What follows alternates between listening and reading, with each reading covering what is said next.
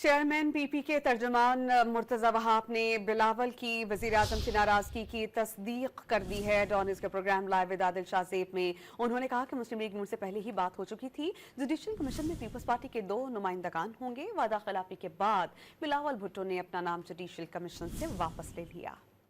بلاول بھٹو زرداری صاحب نے یہ بڑا واضح طور پر کہا تھا کہ میں خود بحیثیت ممبر قومی اسمبلی جوڈیشل کمیشن کا حصہ بننا چاہوں گا، لیکن بدقسمتی کے ساتھ جب 26ویں یعنی ترمیم پاس ہوئی تو وفاقی حکومت کا موقف یہ تھا کہ ایک پارلیمنٹیرین آپ کو ملنا چاہیے اور ایک پارلیمنٹیرین جو ہے وہ نون لیگ کو ملنا چاہیے، جس کے بعد پھر بلاول صاحب نے مناسب نہیں سمجھا کہ وہ خود اس کمیشن کا حصہ بنے، تو احتجاجاً انہوں نے پھر یہ فیصلہ کیا کہ وہ اپنے کینڈیڈیچر کو اس حوالے سے وڈرا کرتے ہیں۔